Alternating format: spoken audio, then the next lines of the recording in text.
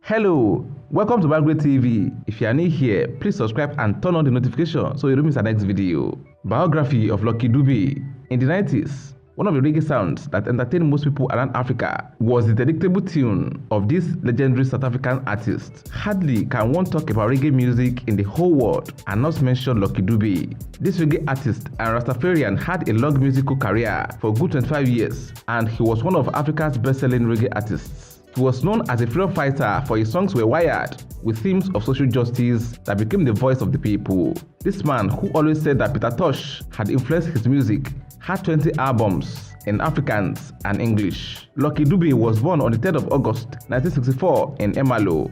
His parents were separated and his mother raised him alone.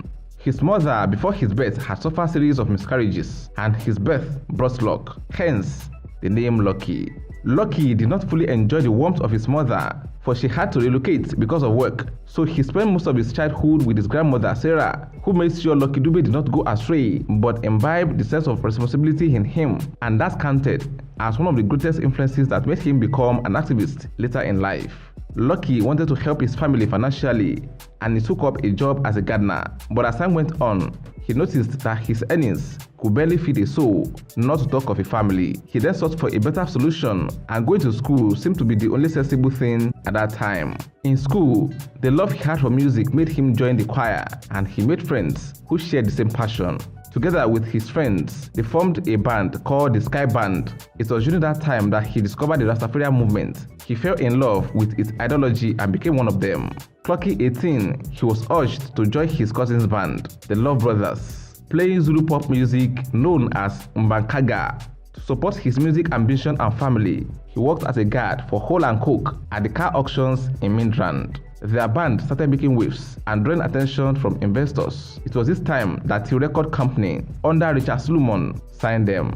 The band activities never interfered with his schooling, and most of their recordings were done during holidays. The band released its first album under the name Lucky Dube and the Super Soul. They released their second album, and after this time, Lucky wrote most of the lyrics and led most of the songs. He had begun learning English. Having made the band his and about to release his fifth album, Dave Sega, his sound engineer, advised he dropped the other name, Super Soul. He took the advice, and afterwards, he was known as Lucky Dube. Inspired by Peter Tosh and Jimmy Cliff during concerts, he teased the audience with some reggae tunes, and the fans loved every bit of it. He was then pleased and decided to stick to that genre of music, since it was a suitable tool to fight the ills in the then South African society. In 1984, he decided to test the waters and released the mini album Rastas Never Die. In comparison with his previous records, Dube did not get lucky, as the new album sold poorly. To worsen the situation, the apartheid government found the album guilty of instigating the people against them,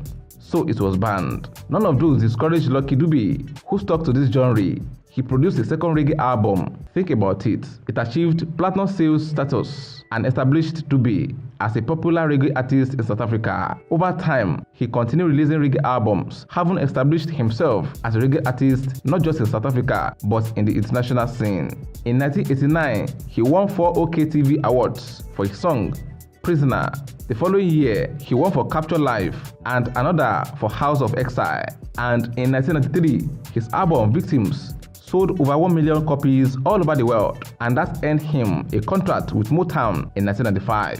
In 1996, he released what was known as a compilation album, Serious Reggae Business, and he was named the best-selling African recording artist at the World Music Awards. He won so many other awards before his death, and he was an actor at some point, featuring in few movies like Voice in the Dark, Getting Lucky, and Lucky Strikes Back.